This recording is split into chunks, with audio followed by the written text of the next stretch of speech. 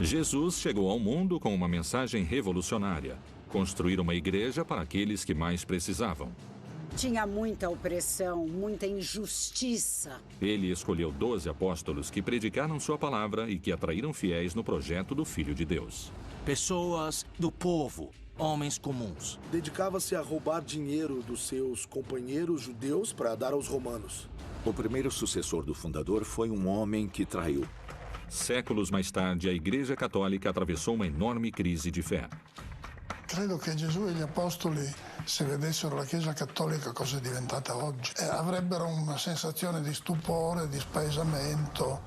Os crentes questionavam sua aproximação ao poder político e econômico e também a falta do apostolado. A mensagem de humildade não foi levada a um nível institucional. A voz de Jesus se perdeu. A grande maioria dos fiéis são pobres e vivem na pobreza. O que aconteceu com aqueles movimentos que tentaram recuperar os princípios de Jesus? Falar sobre os pobres, sobre os oprimidos. Ele foi à montanha, foi à guerrilha, ele foi guerrilheiro. A igreja teve um papel determinante nas torturas, assassinatos e na morte de militantes católicos que a incomodavam.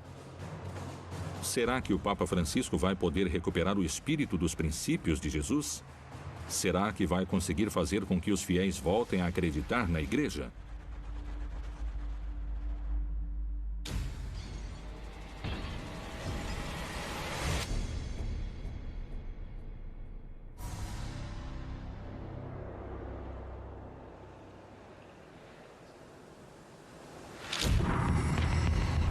Segundo os estudiosos, nos últimos tempos, muitos fiéis abandonaram a igreja.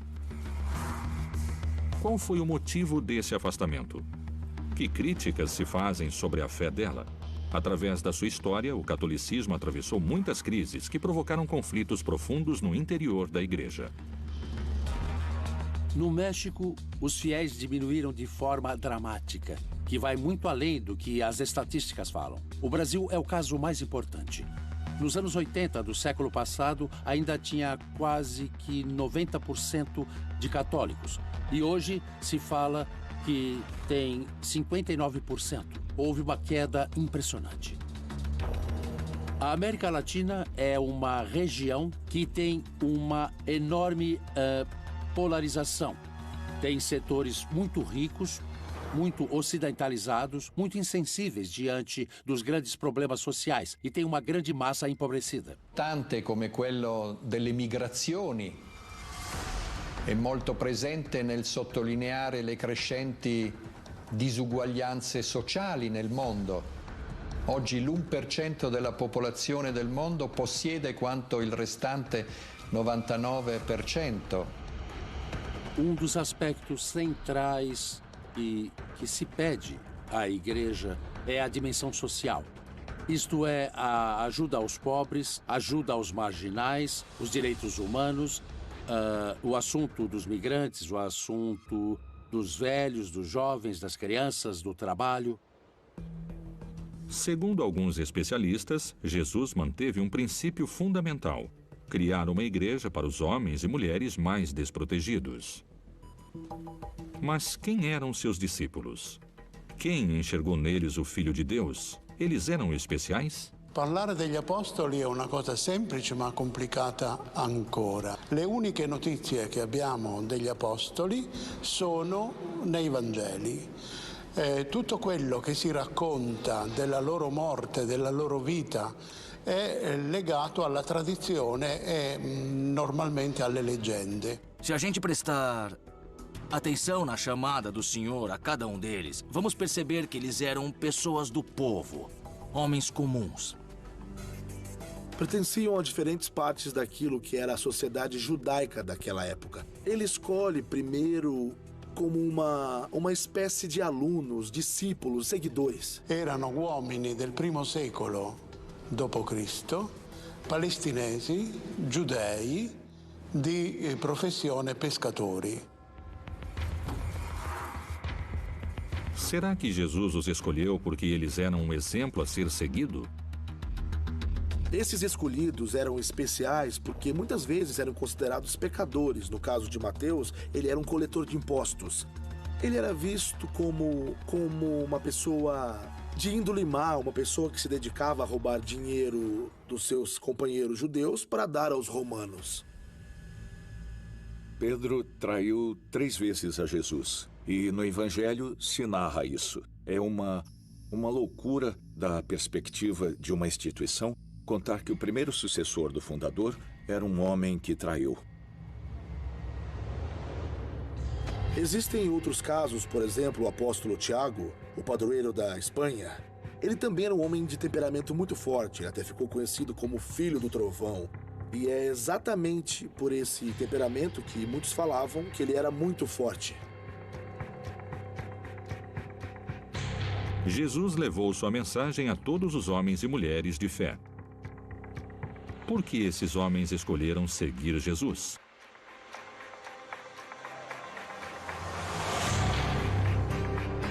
Os apóstolos eram pessoas como nós, que encontraram a Jesus e se apaixonaram.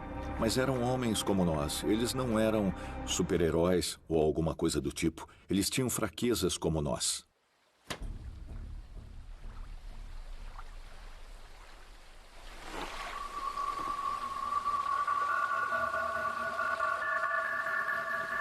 Por que os discípulos de Jesus decidiram seguir o Filho de Deus? Por que aceitaram pregar a palavra di Deus? Gli apostoli seguirono Gesù perché Gesù, anche lui era ebreo, che è molto religioso, educato nella tradizione dei padri e nella religione giudaica, però il suo messaggio fu così dirompente che ebbe un seguito abbastanza che sconvolse parecchio l'ambiente dell'epoca perché fu di fatto rivoluzionario. A luta de Jesus foi contra toda uma estrutura que era opressora, porque lá existiam escravos, pessoas sem emprego também, ou pessoas que cobravam os impostos e que não pagavam todos os impostos. Jesus era contra isso, contra a acumulação. Essa foi sua luta. A relação dos governadores romanos com os habitantes de Judéia teve altos e baixos. Foi uma relação de desconfiança mútua. Durante essa época, os judeus se rebelaram muitas vezes contra os romanos e os romanos acabavam com essas rebeliões com mão firme. Houve muitos mortos. Muitos foram crucificados. Era o que os romanos costumavam fazer.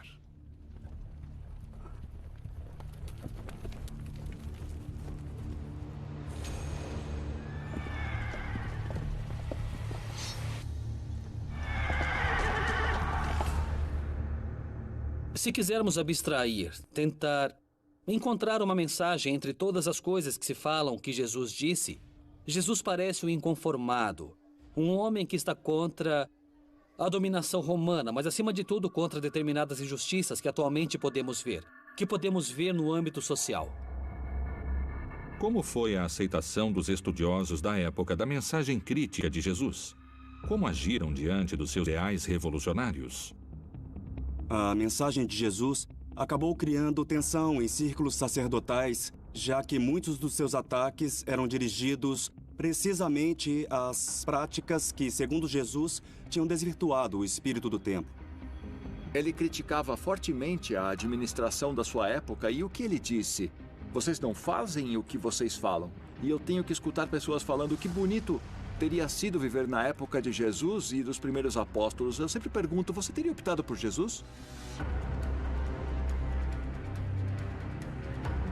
As pregações de Jesus chocaram muito na antiguidade. Por isso pode-se dizer que eram perseguidas. Também porque Jesus usava sempre o paradoxo. Ele foi um homem, por isso falava coisas que nos interessavam, coisas que entendíamos. Mas, ao mesmo tempo, a solução que Jesus oferece é a solução divina. Então, tem que chocar, porque se não chocar, pode-se dizer que não cumpre com a missão. Os textos bíblicos revelaram que a morte de Jesus desconcertou os apóstolos, porque eles ficaram se perguntando qual tinha sido o sentido da sua missão.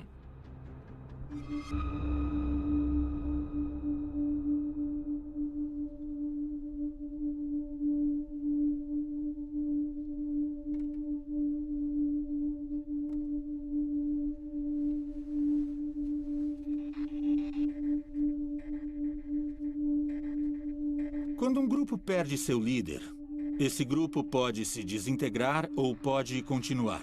Geralmente, quando um líder é um bom dirigente, consegue seguidores. Na verdade, nos evangelhos, se diz que Jesus tinha 120 seguidores, 72 discípulos, dos quais capacitou 12 para enviar à frente.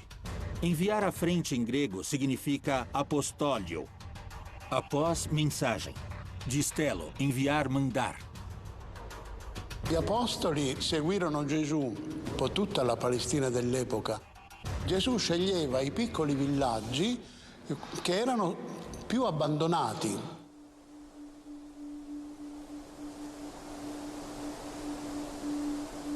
Qual foi a mensagem que eles levaram aos povoados da antiguidade?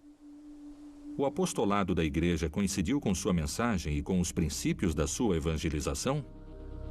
Um dos assuntos mais controversos, quando se faz uma análise histórica ou crítica da igreja, é até que ponto a instituição chamada de igreja levou uma mensagem cristã, vamos assim dizer, de amor ao próximo, e até que ponto se afastou dessa mensagem. Gran parte di quelli che pensano alla Chiesa fanno questo confronto tra ciò che la Chiesa è di fatto e ciò che sta alla sua origine, per esempio la predicazione di Gesù. E questo costituisce uno dei termini fondamentali del problema. Se estivessem aqui, tanto Cristo quanto os apóstolos iriam pensar que a fé que se vive atualmente foi entendida de uma forma equivocada. E, infelizmente, cada pessoa faz suas próprias interpretações das palavras que estão retratadas na Bíblia, tanto de Cristo quanto dos apóstolos.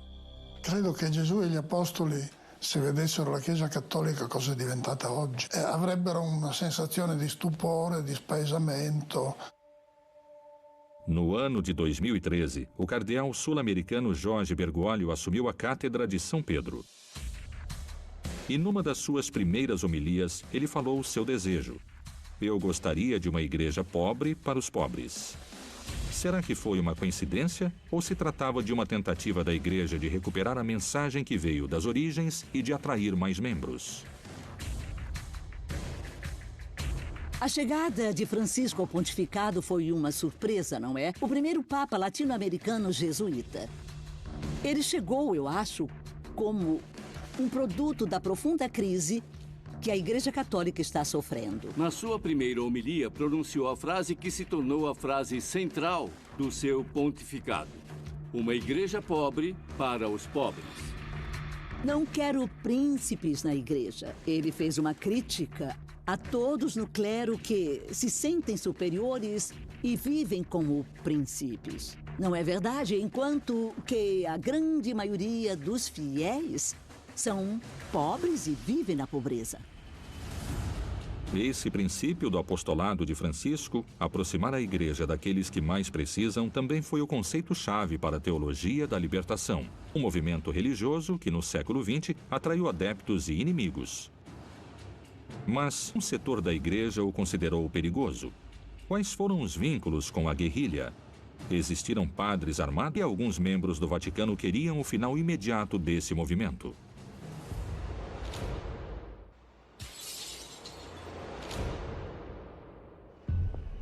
Muitos dos colaboradores do Papa asseguram que seu labor está orientado aos mais pobres na busca por uma igreja inclusiva e afastada do poder e da riqueza.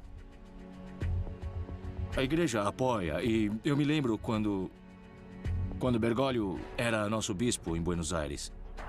E quando ninguém reparava nas favelas, o governo não reparava nas favelas, a sociedade não reparava nas favelas. A única pessoa que dava apoio para que os projetos fossem realizados era o nosso bispo de Buenos Aires. Para muitos especialistas, essa perspectiva do Papa Francisco é a herança de um movimento revolucionário que convocou aqueles que procuravam uma forma nova de serem apóstolos, a teologia da libertação.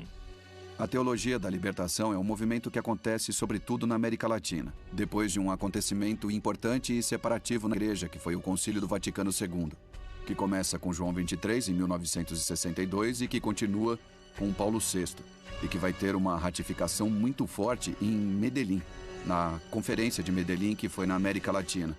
E foi onde se trataram os problemas próprios da América Latina. Eu estive desde o começo, quando foi menosprezada a reunião de Medellín, quando todos os bispos da América Latina vieram. E vivemos muito intensamente o que aconteceu, que foi falar com os pobres, com os oprimidos e assuntos que nunca tinham sido considerados na igreja.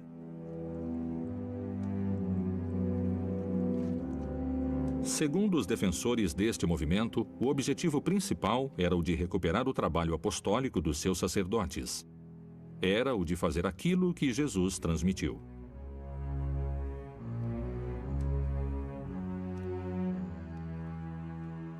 Il pensiero dell'America Latina si basa su un principio fondamentale che è il concetto di Chiesa come popolo di Dio. E non mentre la teologia tradizionale identificava la Chiesa con la gerarchia, mentre la teologia della liberazione riporta tutto al principio evangelico, e cioè che la gerarchia è dentro la Chiesa, non sopra la Chiesa, non accanto alla Chiesa, non sotto. E i vescovi non sono la Chiesa. Quando parla un vescovo, non è la Chiesa che parla, ma è un vescovo che esprime il suo pensiero, magari in comunione con tutti gli altri vescovi. A teologia diz: acompanhemos primeiro os pobres para levar a eles uma mensagem de cura, de libertação, que fala que todos somos irmãos. Algo simples como isto: se somos todos irmãos e irmãs, não pode haver explorados nem exploradores. Não é possível que tenha pessoas ricas e pobres. Esta é a pergunta que percorre a história do cristianismo. Mas como? Jesus não era pobre? O que significa estar com os pobres?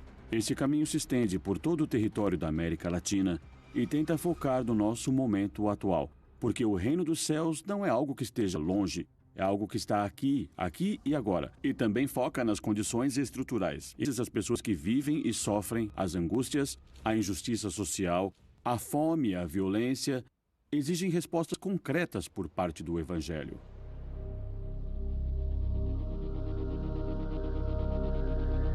Segundo os testemunhos daquela época, o trabalho apostólico dos sacerdotes, sua mensagem e seu trabalho social foram bem recebidos pelos fiéis. Essa teologia foi muitas vezes vinculada com movimentos e com uma teoria e metodologia marxistas. A Igreja Católica, o catolicismo no geral, vinha de uma tradição anticomunista, mas também da convivência com os poderosos.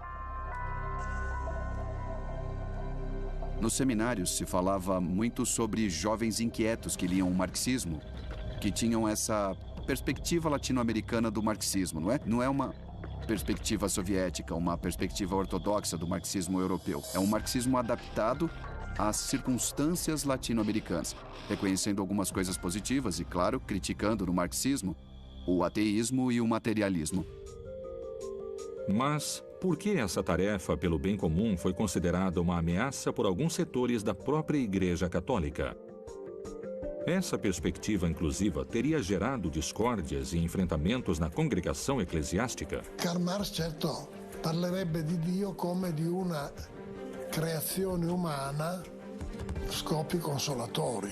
Lui parlava della religione come oppio del popolo. Il marxismo era diventato anche il principio di una costruzione statale, quella sovietica, dove si predicava ufficialmente l'ateismo e si perseguitavano le chiese, quindi si perseguitava anche la Chiesa cristiana, la Chiesa cattolica. Sem sombra de dúvidas, tem a mesma afinidade eletiva que o cristianismo. Eu explico. O cristianismo quer a liberdade do seu crente, do oprimido, do pobre. Promete o reino dos céus. O comunismo é assim com o trabalhador. Também a diferença é que o comunismo promete isso aqui e agora com a revolução. Não tem pessoa mais cristã que um comunista, mesmo que se negue isso. Come cattolico io mi sono sempre sentito spinto a diventare comunista nel senso letterale della parola, cioè a volere una società senza classi, senza sfruttamento, senza oppressione, eccetera. Aquilo que causa tensão no cristianismo é o ideal de pobreza contra as riquezas. O que acontece é que o ideal de pobreza também não é tão simples de encontrar. Não é fácil encontrar um ideal de pobreza. Não podemos pensar em Jesus como revolucionário que veio implantar o comunismo na antiguidade. É assim, sim, Jesus teve um ideal de igualdade maior, mas ele também teve seus limites. Ele disse a César o que é de César e a Deus o que é de Deus. Ele também respeitava hierarquias.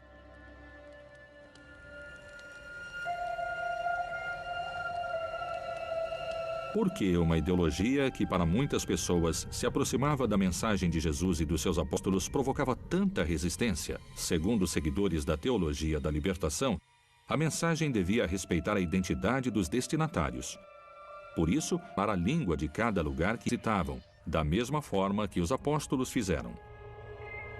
Um dos lugares onde esse foco religioso ficou claro foi no México, no estado de Chiapas, através do trabalho do bispo Samuel Ruiz. Foi o bispo de Chiapas que ficou conhecido durante muitos anos pela defesa dos direitos dos indígenas.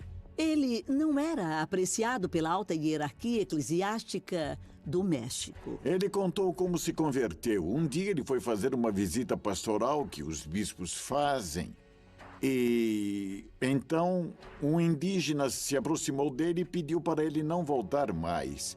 E ele, surpreso, perguntou o motivo, por que ele não deveria voltar. E o indígena lhe disse que o fazendeiro pediu o dobro do dinheiro para que pudessem atender o bispo. E eles explicaram que já tinham que pagar muito dinheiro ao fazendeiro. E com o bispo lá, eles tinham que pagar mais. Então era melhor que ele não voltasse. Nesse momento, Samuel Ruiz começou a tentar entender e percebeu que os indígenas estavam sujeitos a condições de exploração. Ele aprendeu a língua dos indígenas, ficou do lado dos indígenas e desenvolveu uma versão da teoria da libertação, que é a teoria indígena, que faz parte daquilo que se explica no Concílio Vaticano II. Ele explica que o Evangelho tem que se inculcar na cultura do povo com o qual vai se trabalhar. Na sua visita ao México, o Papa Francisco esteve em Chiapas e visitou o túmulo de Samuel Ruiz. E allora ho sentito che dovevo venire qui oggi a pregare. Qual foi a repercussão desse gesto papal? Isso, de alguma forma, foi uma crítica à hierarquia mexicana e aos setores importantes da hierarquia, não é? Que deixaram de lado o modelo pastoral como aquele que praticava o Samuel Ruiz. Mais do que as ideias compartilhadas, será que os sacerdotes da teologia coincidiam nos seus pontos de vista sobre qual era a melhor forma de realizar o trabalho evangelizador? Por que alguns teólogos acreditam que os sacerdotes da teologia da libertação não concordavam entre eles? Será que existiram posturas irreconciliáveis que chegaram a colocar em risco a vida dos seus membros?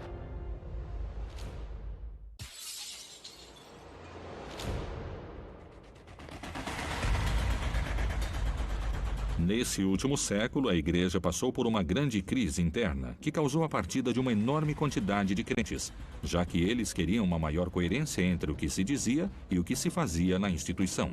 Ao longo de toda a história existiram homens, mulheres, laicos, freiras e sacerdotes que realmente acreditaram na mensagem e que a realizaram. Mas, do meu ponto de vista, essa não foi a mensagem da igreja institucionalizada. Na Colômbia, surgiu a figura de Camilo Torres, um sacerdote que despertou posturas opostas nos diferentes influentes da igreja por causa do seu trabalho apostólico. Camilo Torres foi um padre que estudou sociologia. E, obviamente, ele percebeu a injustiça que seu país estava vivendo e ele queria mudar isso. Ele percebeu que ele era um instrumento da mudança. Praticou alguns modelos de cooperativismo, em especial aquele que conhecemos como ação comunal. Mas parecia que seus superiores não o olhavam com bons olhos. Como se Cristo não tivesse se comprometido com a causa social. Que paradoxo. E aos poucos ele percebeu que não tinha alternativa. Ele foi à montanha, foi à guerrilha, ele foi um guerrilheiro.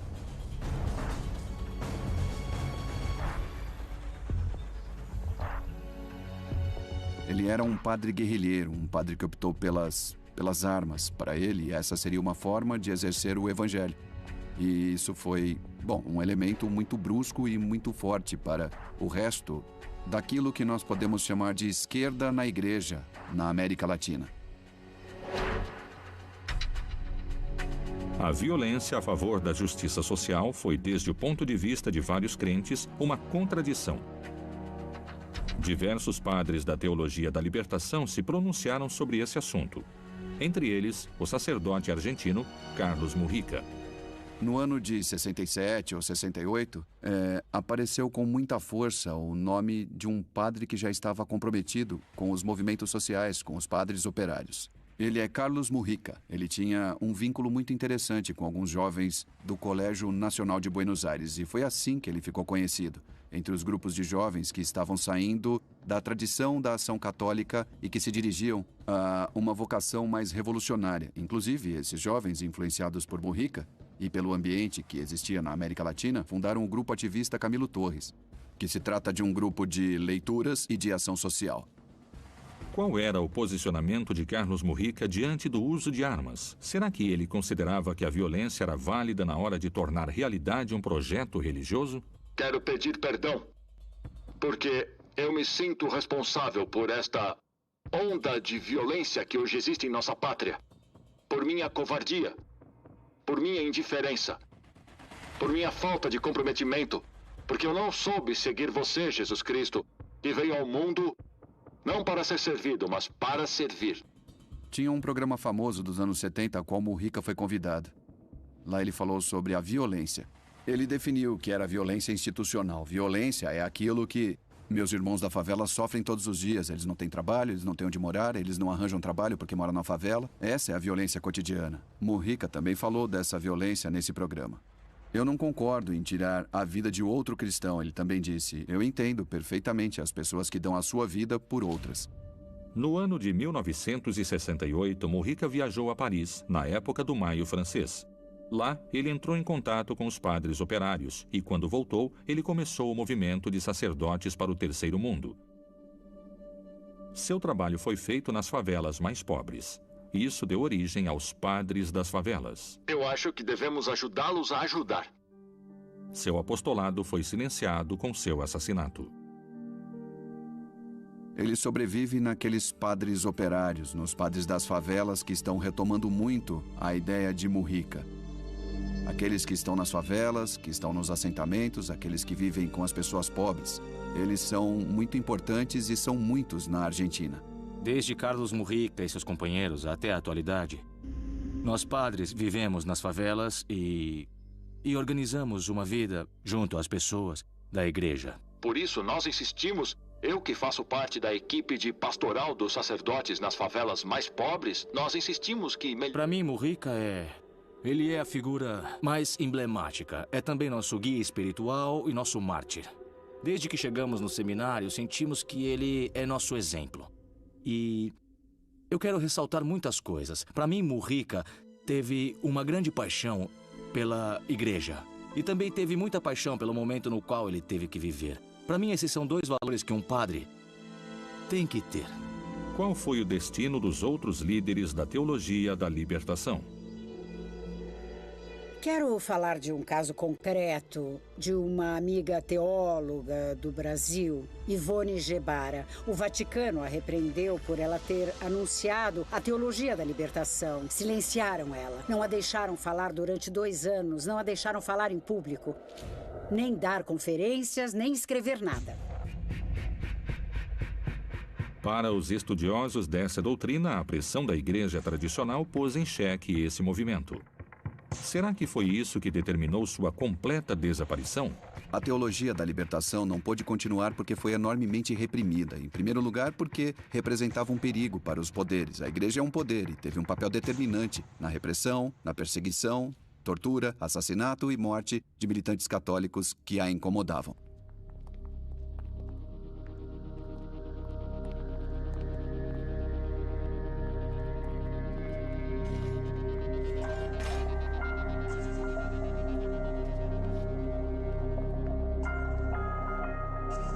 Tem grupos dentro da Igreja Católica que não aceitam a teologia da libertação porque ela gera outro tipo de estrutura. Uma estrutura que se foca mais nas comunidades, uma estrutura onde vão se escutar as vozes dos pobres e também das mulheres. O cardeal Ratzinger, que foi um grande conselheiro do Papa Wojtyła, João Paulo II, e que se encarregou da Congregação para a Doutrina da Fé, que é o novo nome da Inquisição. Ele começou a desmontar aos poucos a teologia da libertação.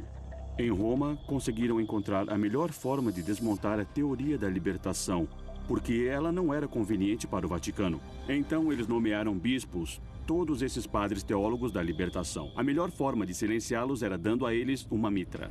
Para os fiéis praticantes e sacerdotes da igreja, era obrigatório mudar a realidade dos mais desprotegidos. Será que os fiéis acreditam em palavras que Jesus nunca disse? Até que ponto os textos bíblicos foram alterados? Qual é a verdadeira intenção dessas mudanças? Qual é a verdadeira palavra de Deus?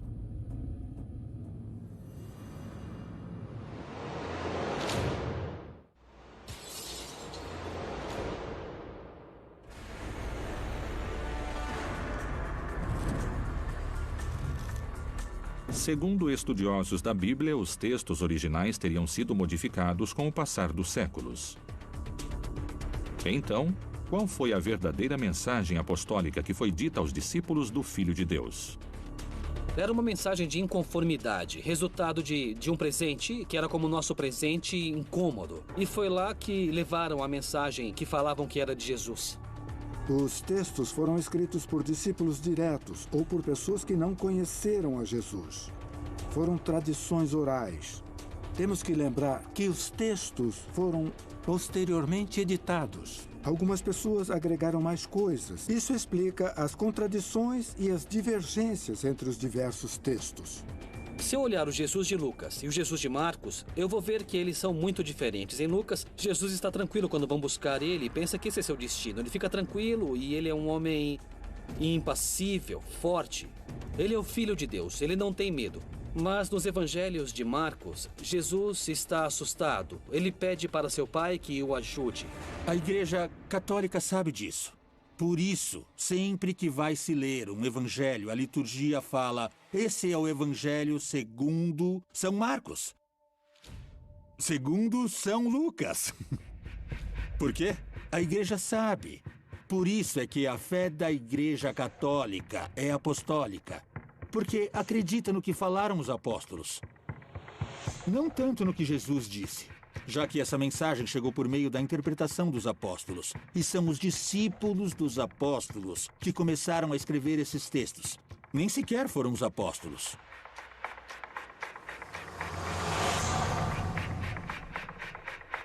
Nós, os historiadores, dependemos de textos. E os textos foram copiados várias vezes. Os textos originais dos evangelhos foram escritos em aramaico. E os textos que nós temos estão em grego. E os primeiros textos que temos são do século IV do Codex Sinaiticus.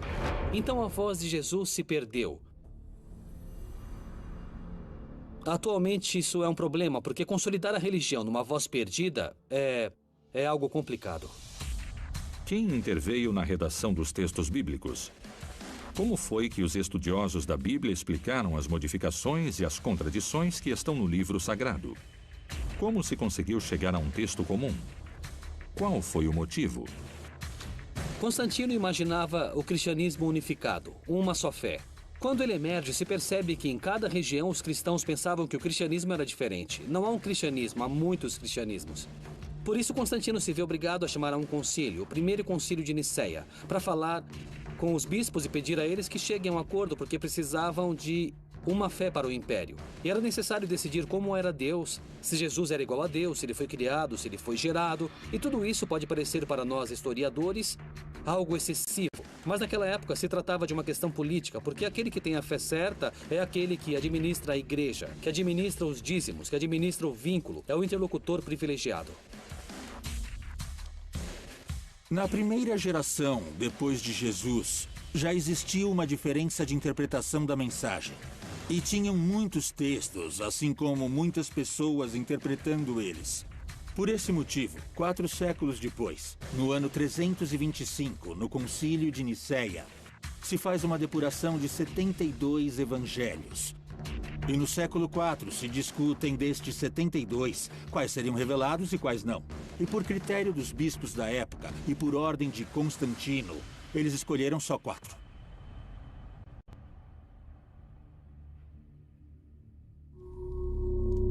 Os evangelhos que foram descartados ficaram conhecidos como evangelhos apócrifos.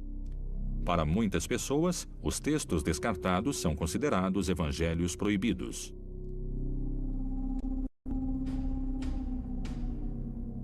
Os evangelhos apócrifos não são evangelhos proibidos. São evangelhos que não foram utilizados porque acredita-se que aquilo que eles falam já está dito em outros evangelhos. I Vangeli apocrifi sono stati esclusi dal canone per l'eccesso di divino che c'è in essi, perché abbondano di miracolismo e miracoli banali. Gesù che per esempio ad un bambino che gli fa un dispetto lo fa morire, poi la Madonna lo sgrida e lui lo risuscita.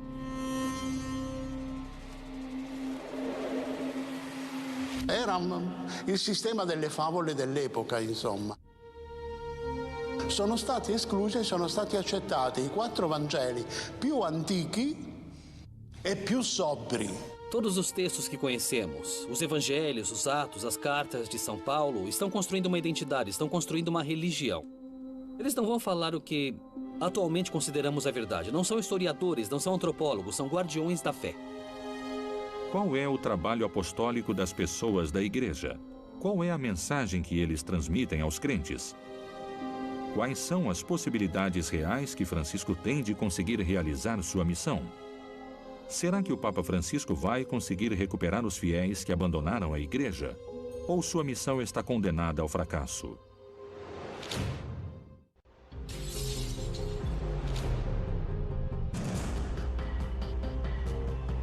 O trabalho apostólico é, para os estudiosos, um dos princípios da fé. Recuperar a ação apostólica e ficar perto dos mais pobres é um dos princípios que o Papa Francisco considerou como um eixo do seu papado. Transmitir, levar a mensagem àqueles que mais precisam, é um fundamento-chave do catolicismo. Qual é o posicionamento de Francisco diante das ações da sua igreja? A medida da grandeza de uma sociedade é dada pelo modo como esta trata os mais necessitados, que não tem outra coisa senão sua pobreza. Aonde a igreja vai em termos apostólicos, evangelizadores, acho que estamos numa etapa muito interessante. Para criar um maior pertencimento à igreja, à comunidade, um maior comprometimento, como nos pede o Papa Francisco, com aqueles que são mais pobres e com essas pessoas que vivem, como eu costumo dizer, fazendo jejum forçado porque não têm condições de ter uma casa, um trabalho. Francesco è il primo papa del mondo globale. Non è nato in un villaggio bavarese, in un villaggio polacco, non è cresciuto in una piccola città italiana. Viene da una megalopoli di milioni di abitanti come Buenos Aires, in cui ci sono tutte le situazioni sociali, in cui sono presenti tutte le religioni.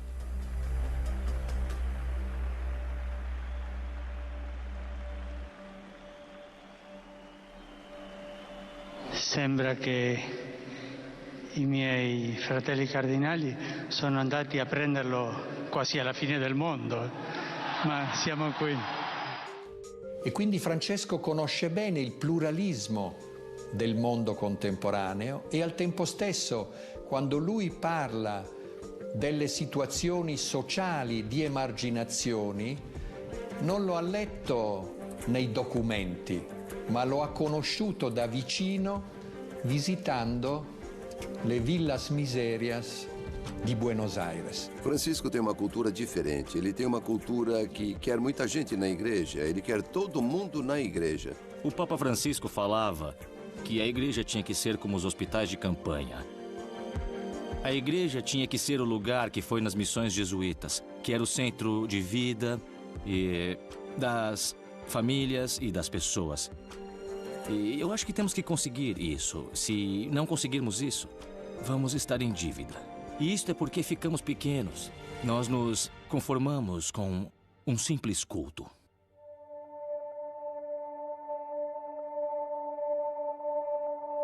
Se non confessiamo Gesù Cristo, la cosa non va.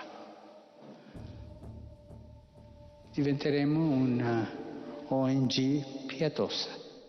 A perspectiva católica, historicamente, é sobre como se vive a fé dentro da sociedade, na realidade que tenho que viver. Então, a religião está expressada, sobretudo, nas ações que têm a ver com compromisso social, onde você pode alcançar o reino dos céus. Eu sempre me surpreendo vendo as visitas que ele faz. Pode ser na Bolívia, nos Estados Unidos, onde ele já visitou algumas cadeias, algumas penitenciárias. E ele falou com sanguinários, com assassinos, com pessoas que realmente cometeram crimes desprezíveis. Mas ele lhes pediu, por favor, não esqueçam de rezar por mim. Papa Francesco vuole una Chiesa che non sia compromessa con il potere politico e con il potere economico. Vuole una Chiesa di testimonianza, in cui i fedeli testimoniano lo spirito del buon samaritano e in cui la Chiesa come struttura non si comporta come un ufficio di dogana che dice tu puoi entrare e tu devi stare fuori.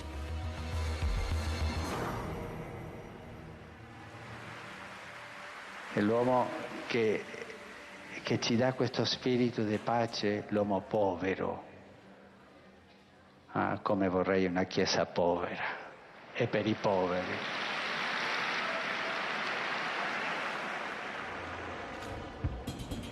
Será que ele vai conseguir realizar sua ação revolucionária? Será que vai poder enfrentar aqueles que se opõem às mudanças? Qual é sua estratégia para tornar realidade no século XXI a igreja que Jesus pregou?